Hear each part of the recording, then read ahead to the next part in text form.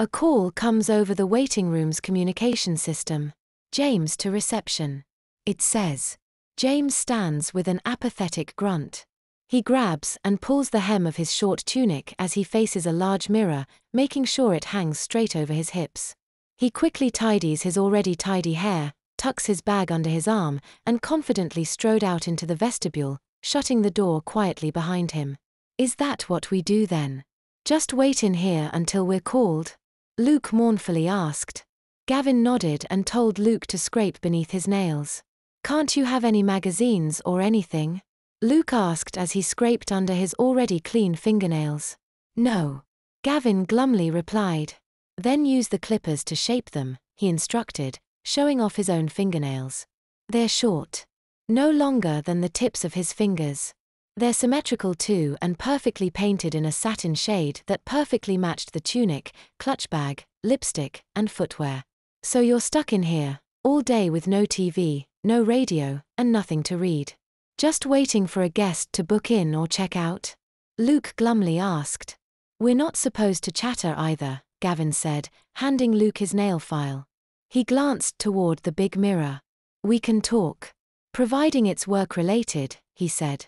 There's usually someone in the reception office, so they'll see if we start chattering.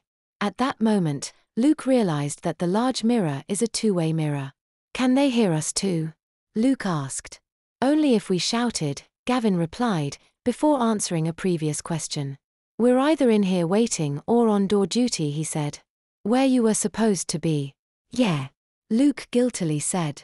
I didn't know that clean-shaven meant my legs too, he confessed, before telling of the stingy cream and freezing cold hose that took all but his pubic hair off, although Luke did spare Gavin that detail. It happens to us all at some point, Gavin said. If we forget to shave and they think we're a bit too stubbly, that's what we get. Blimey, Luke said. Do you shave your legs every day then? Gavin nodded. Luke looked at his forearms and asked if he shaved those too. No, I get these waxed every month or so. They're not so strict on arms as they are our legs. Gavin replied before asking for the nail varnish. Have you done this before? He asked. Luke shook his head. Right. I'll do it for you 'cause you'll only cock it up. Luke felt totally, utterly, and completely uneasy as Gavin gently held his hand and carefully applied the varnish. Luke made nervous small talk, asking how long it took to dry and supposing that it's easier doing someone else's than one's own nail varnish. You'll have to learn. I'm not going to do this every day. Gavin bluntly stated. Yeah, I know. Sorry. Luke defensively replied. Gavin reminded him that they're not really supposed to be talking. Luke apologized again, before silencing himself. Thanks, he eventually said when all 10 nails had been painted. How long till they're dry? He asked. The first hand will be dry already. Gavin said, give that one a couple of minutes, he advised as he replaced the top of the tiny glass jar and handed it to Luke. Fuchsia Fandango, Luke muttered, reading the label. Same as our lippy. He sighed. Yeah, Gavin grumbled. The amount of times a guest will go, hey, I love your lipstick, what shade is it? He mimicked a Valley Girl accent, then mournfully added, you've no idea how many times you'll end up saying Fuchsia Fandango.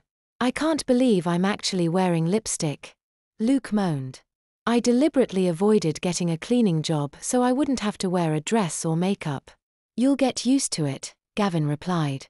Just make sure you keep checking it, he advised, before explaining that guys who aren't used to wearing lipstick don't realize just how often they wipe the corner of their mouth, rub their lips or lightly brush against them when scratching their chin or picking their nose, etc. We have to be immaculate, Gavin stated. So keep checking. With that, Luke removed the vanity mirror from his bag and raised to his lips.